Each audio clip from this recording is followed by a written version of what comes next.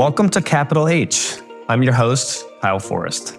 Today, we're exploring how artificial intelligence is transforming the modern workplace, how it's adopted, how it impacts employee experiences, and what it means for HR and business leaders. Joining me is Rebecca Hinds, head of the Work Innovation Lab at Asana. Rebecca leads a groundbreaking team focused on original research to better understand the evolving nature of work and how technology like AI can enhance productivity, engagement, and innovation. We're excited to dive into her team's research and discuss what's on the horizon.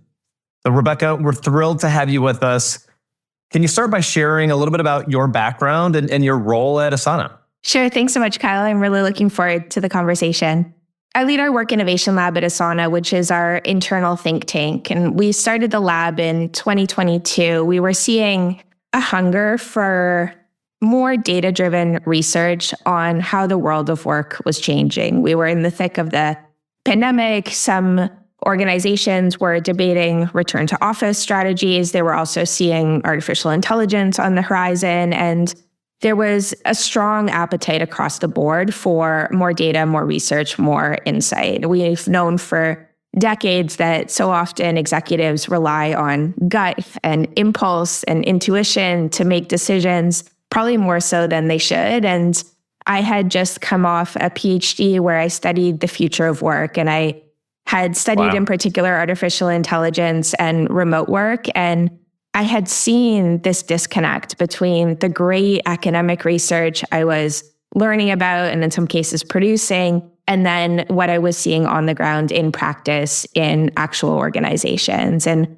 was really frustrated by that disconnect and wanted to try to do something to help bridge it. And so we started the Work Innovation Lab from day one as a think tank that would bring together great academic research, but make it incredibly digestible and actionable for decision makers. And so one of the really unique aspects of what we do are those strong partnerships with academic experts, working with about 25 different professors from all across the world. And these folks are involved end to end in everything we do. Yeah. And Rebecca, timely PhD, because I imagine that's something that you started pre-pandemic, right? Knowing the nature of PhD programs. And then you're coming out of the program in 2022 to a world that's focused on all of the things that you were just doing the research on. Almost dream circumstance, dream timing.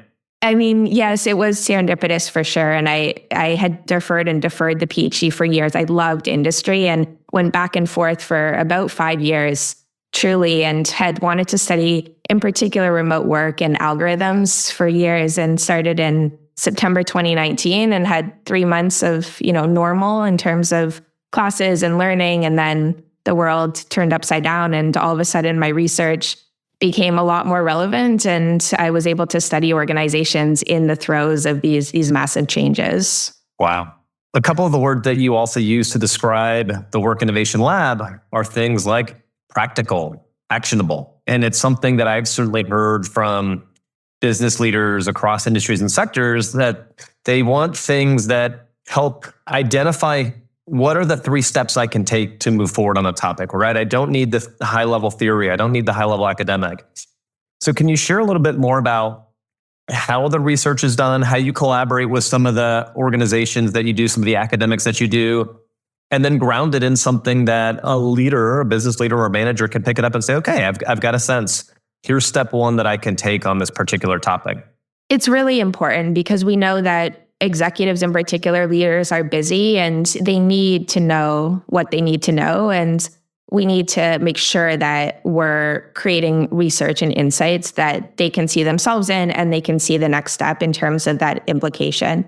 So we approach this in a couple different ways. One, we partner very closely with our customers to conduct research as well. And so the most typical model is we'll have a great academic partner and a great customer or technology partner, and us as the Work Innovation Lab coming together to solve a problem. I think a great example is last year we did a large study with Amazon where we were looking at this problem that's facing every organization in terms of technology overload, right? How do we and we're seeing it even more extensively with AI now, how do we make sure that our workers aren't overwhelmed and overloaded by the technologies, the multitude of different technologies they need to use every day? And so we came together, two amazing research partners in Bob Sutton at Stanford and Paul Leonardi at UC Santa Barbara and Amazon to tackle this problem. And we use a whole bunch of different methods at the Work Innovation Lab, but I think one of the strengths in making it incredibly practical is this multi-method approach. And so we do a lot of great survey research. We also do a lot of telemetry analysis in terms of how people are actually using the Asana product or other technologies. And we do experiments and interventions. So this was a case where we essentially took a group of Asana employees, took a group of Amazon employees, and we asked them for a period of 2 weeks to stop using half of the communication tools that they were accustomed to using on a daily or weekly basis. And so I, in my PhD, studied a lot of artificial intelligence and remote work, hybrid work changes through the lens of what's sometimes called ethnography. So embedding yourself truly in an organization, because often the people themselves don't exactly know what's happening in terms of how they're responding to the technology, how they're adapting. And so I'm a big proponent of this ethnographic lens, which is what we did in the Amazon study, where we're actually looking on the ground at how practices are changing and understanding, okay, what did collaboration look like before? What did it look like after? And then we can make it really digestible because we understand not just from a theoretical level, but also from a practical level what's happening. Yeah. What your comment makes me reflect upon a couple things is, one, humans, as we adapt and change, oftentimes we're not necessarily reflecting on how we are adapting and changing, right? I start using a tool, 6 months later, I'm using it maybe in different ways, though my behaviors have changed, but it's gradual, right? And maybe I don't recognize it for what it is, right? And so how then do you set up those organizations' abilities to say, are we seeing the right behavior change that we want? Whether that's maybe your people analytics team is studying it, or you set up a team like you all have to say, how are we tracking over time some of these things? That's such a cool, kind of powerful example for, we've got people using a particular product. We know what those capabilities are. We know how we think people should be using them. Now let's do some studies. It's fascinating, Kyle, because as you know, so much of how we work is ingrained in us, where we no longer question some of the actions we take on a daily or weekly basis. Meetings are a great example. But in the case of technology, what we actually measured in that study was something that Paul Leonardi calls digital exhaustion, right? How exhausted do workers feel as a result of the technologies they feel they need to use at work? And throughout the study, that actually increased as people were eliminating their technologies. And as we dug deeper into, we had participants complete diary entries and other interviews, and we had survey data, and we realized what was happening. And that is, as people were asked to more carefully think about every technology they used each day, they recognized just how much of a toll that toggle tax, that context switching was taking, and their digital exhaustion increased. So I think another benefit of these sort of studies, and we've done numerous of these types of interventions and experiments, people start to look at work in a different way, and it forces them to slow down, pause. It activates, that powerful slow thinking where we start to question, hey, this isn't the best way to work. This isn't the most efficient way to work. How can we move forward in a more productive, more efficient way? Yeah. What I love about that, Rebecca, is I think there is research and literature that you all have contributed to, that Deloitte has contributed to, around how do organizations, leaders, managers, workers, think about a more sustainable workload or working behaviors, in the sense of, let's say, for example, there are certain tasks that AI will automate and or augment, and maybe some of those are actually low cognitive load tasks, right? When I'm cleaning up some email or transcribing some notes or doing some things, it's like, actually, I can turn my brain off a little bit, right? And I can mentally refresh. But if some of those low cognitive load tasks go away and I'm left with more mentally challenging tasks throughout the day, and I'm switching between applications, I might end every day exhausted.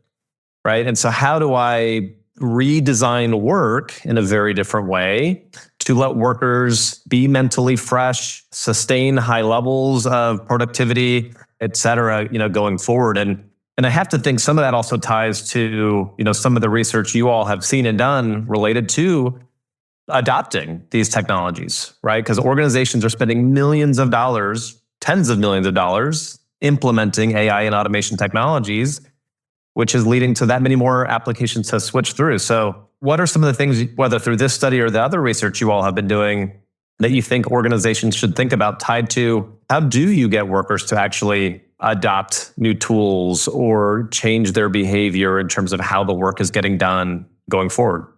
It's a big, multifaceted problem, and there are lots of different dimensions to it. So one, in terms specifically of this digital exhaust piece, this overwhelm piece, we have seen digital exhaustion increase significantly over the past year as generative AI has become mainstream. And that's really important to understand exactly how our workers are responding to this technology. How are they adopting it? What we see is too many workers are not sure how to apply AI to their work. They might know what generative AI means. They might know one or two use cases. When we ask workers, can you name two or more use cases specific to your role for generative AI, and we see much lower rates for agentic AI, it's low. It's very low. And we also know that AI can't be disassociated from where the work actually happens, right? The only way we're going to get widespread adoption in our organizations is if AI is truly embedded into the business context, right? Workers don't have to toggle to another app to use the AI capabilities. Arguably, it should be so seamless that they shouldn't actively question what they're using. It should be innate. It should be streamlined. It should be part of the workflow. So that's one aspect. The second that I think is incredibly important is we continue to see this differentiated adoption within organizations such that it's extremely concentrated at the highest levels. Executives in particular are significantly more optimistic about the technology. They're significantly more enthusiastic about the technology. They're significantly more likely to believe that their organization has a policy and principles. And we don't see adoption widespread as we go down the organization in terms of the hierarchy. Workers are fearful of this technology, and we often overlook just how much fear and uncertainty is associated with this technology. The narrative is job replacement, and that's a big concern. But we see in our research about a quarter of workers are fearful that other people within the organization will perceive them as lazy for using the technology. And so it's not just this fear of replacement, it's a fundamental uncertainty with what is this technology and what is the role of it in my day-to-day work. We see fascinating psychology in terms of when workers see AI as a tool, they interact with it fundamentally differently than when they see it as a teammate. Right now, most workers say AI is a tool to them. If we ask workers, what would you compare AI to? More than 50% say it's a tool. There's a small group, a group of just 9% of employees, but growing, that see AI differently. They see AI not as a tool, but it's a teammate. And what's fascinating is this group is 33% more likely to be productive with the technology, to report productivity gains. And that's because they don't just ask, what can this technology as a tool do for me? They're more likely to ask, what can I do with this technology as part of more complex work in a more team-like capacity? And that's making them more productive. And so the psychology of this is even more important, I would argue, than the technology piece. We've known for decades in terms of the history of technology rarely fails because it isn't capable. It fails because of human resistance.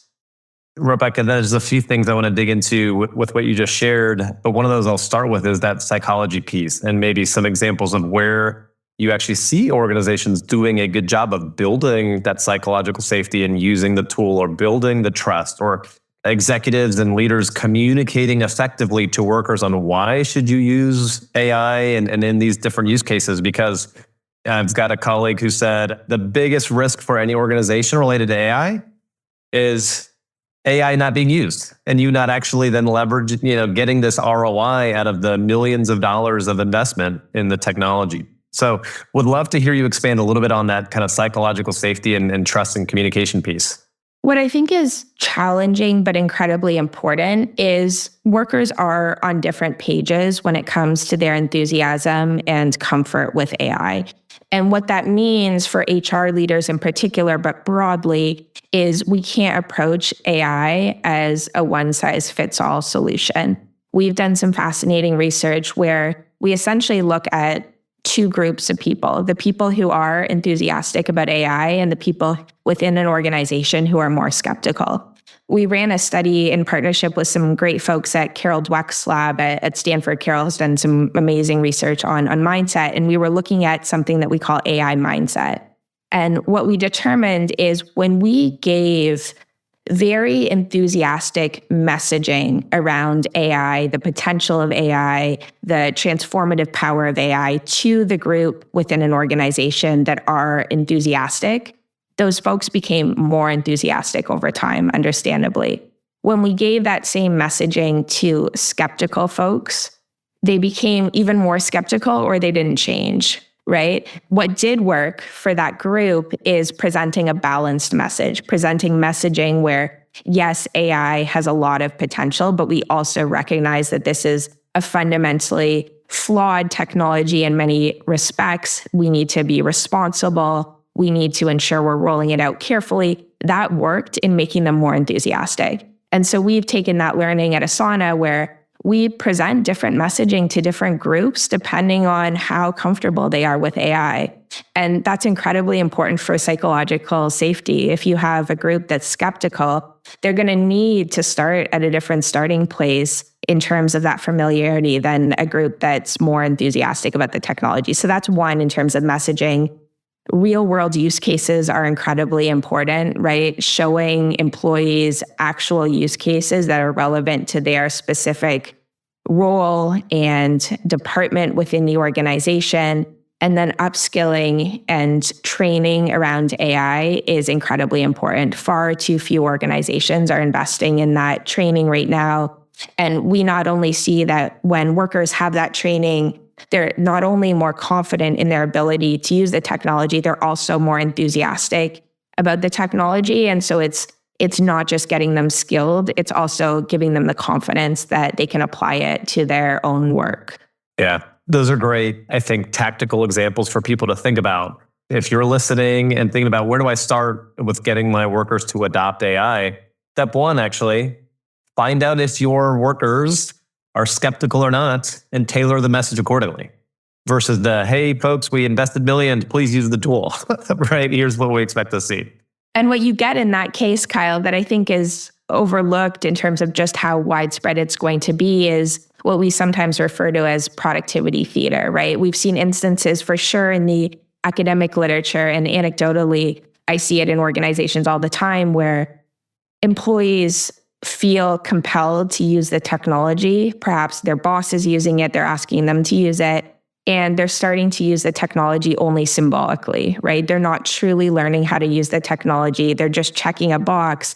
And if we start to incentivize the wrong actions, if we start to incentivize usage as opposed to true learning and integration within the workflow, we're going to start to see these unintended negative consequences associated with the rollouts. Well, and that productivity theater, I love that kind of term, results in bad data for the people who are trying to understand, did we deploy effectively and where do we kind of keep going from here? So Rebecca, you had shared another term, agentic AI a few minutes ago. And I think it's important to revisit that one because within the last couple of years, it was almost like generative AI became this catch-all term, right? People were like, oh, AI. And then people immediately assume it's generative AI.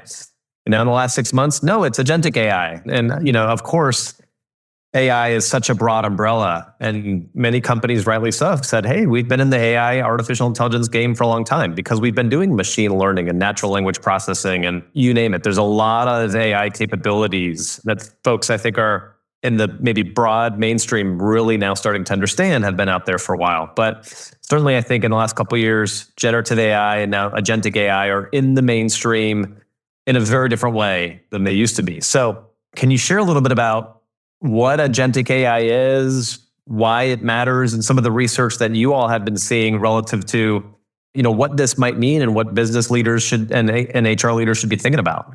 Sure. So agentic AI is, and there are multiple definitions. I think of it as essentially any AI that takes action on behalf of humans. And why this is exciting is because it starts to enable humans to automate especially mundane, routine workflows that consume so much of their time. We see in our research that about 53% of workers' time is spent on busy work, right? Coordinating work, scheduling meetings, sending status updates.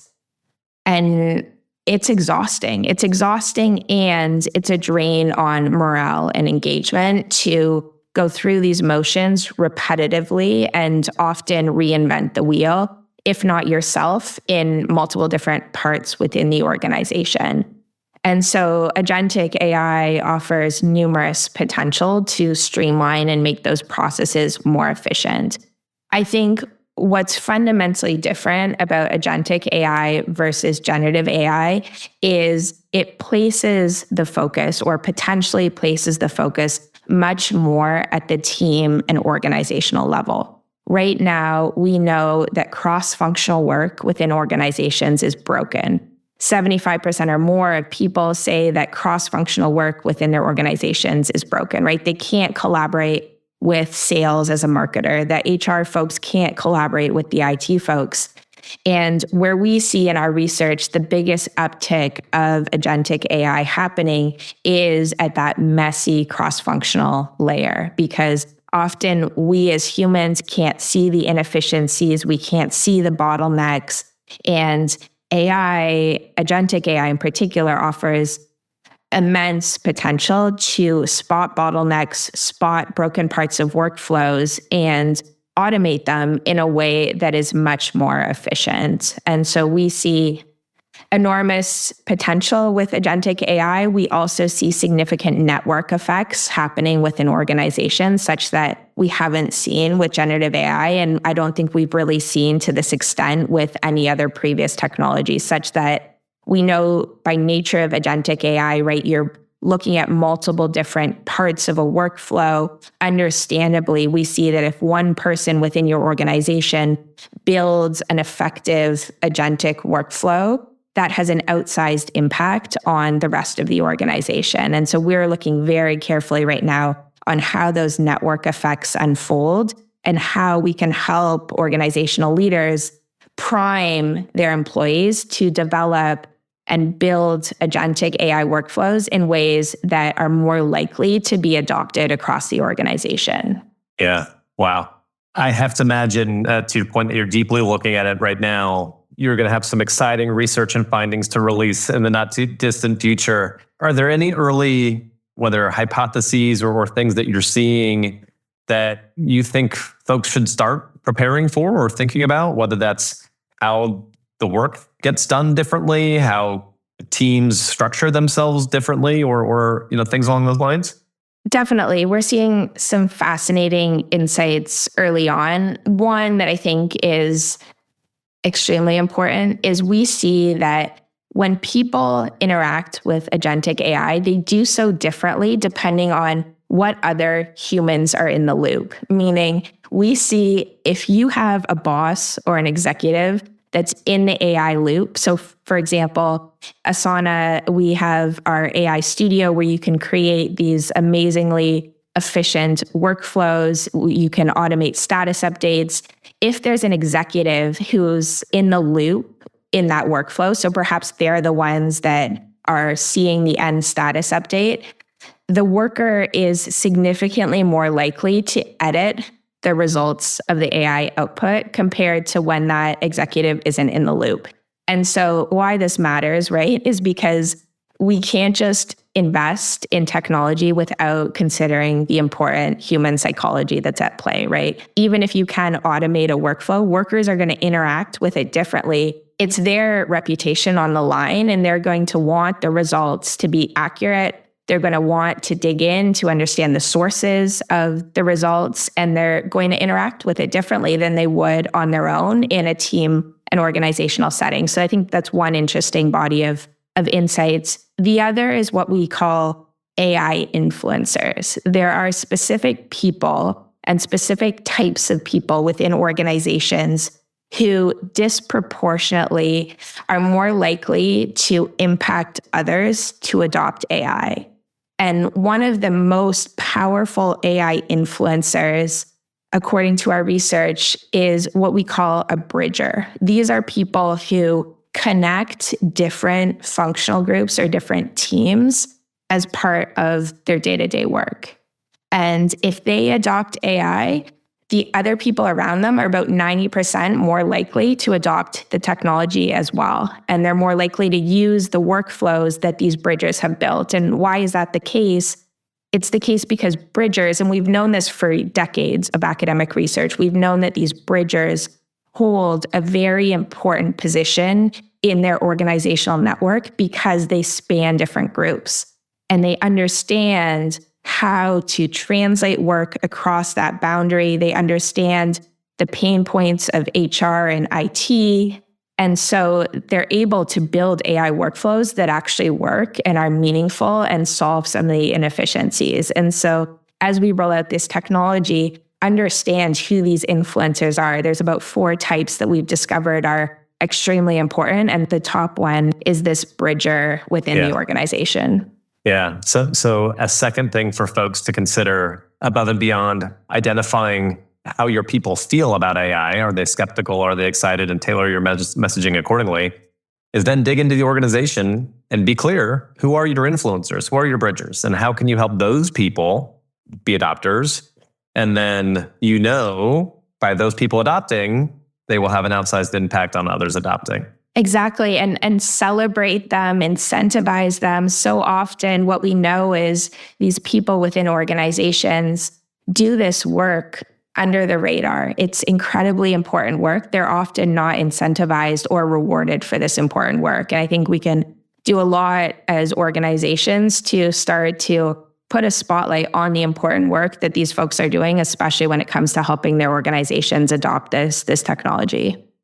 This has been, Rebecca, such a fascinating discussion. And I just want to thank you for joining Capital H and sharing your insights with the audience. So before we wrap up, is there a final takeaway or piece of advice you'd like to share with our listeners, especially those business leaders, workforce strategists who are trying to think about, how do I roll this technology out? How do I get people to adopt it and think about behavior change, doing work differently, et cetera?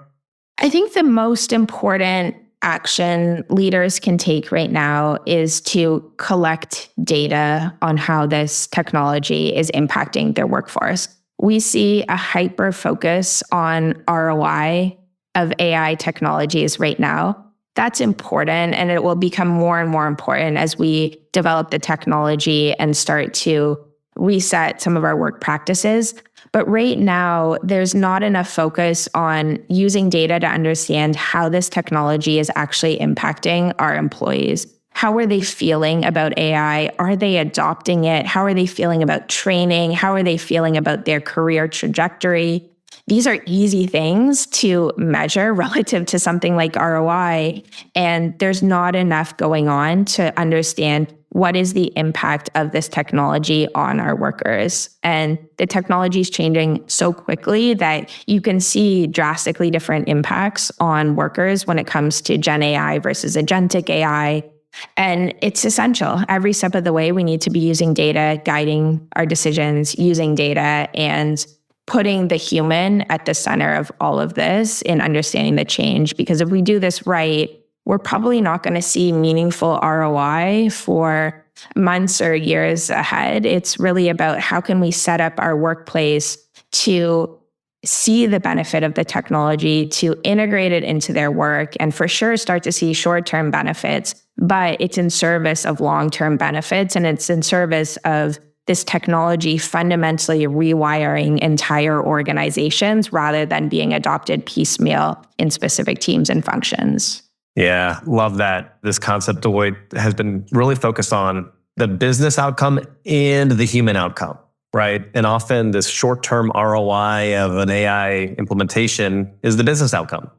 But adding in the human outcome brings a longer-term lens to it, because you want to avoid that productivity theater and say, how are the humans fundamentally doing work differently in a way that gives our business sustainable advantage over competitors, in the future? And the only way to do that is understand your humans, as you said. Are they skeptical or not? And tailor your messaging accordingly. Identify the bridgers and how those folks can have an outsized impact on adoption. And then measure, right? Don't just assume adoption is happening and behavior change is happening. Measure things, right? Thank you, Rebecca, so much. And folks, I hope you go read the research that Rebecca and her team at the Work Innovation Lab at Asana have been doing, and the other areas, podcasts, webinars, speaking sessions that Rebecca has available to continue to tap into her expertise and insights. Thank you all for tuning in to Capital H. If you enjoyed this episode, certainly be sure to subscribe and leave us a review. See you next time. And Rebecca, thanks again. This was a blast. Thanks so much, Kyle. It was fun. This podcast is produced by Deloitte. The views and opinions expressed by podcast speakers and guests are solely their own and do not reflect the opinions of Deloitte. This podcast provides general information only and is not intended to constitute advice or services of any kind. For additional information about Deloitte, please go to deloitte.com/about.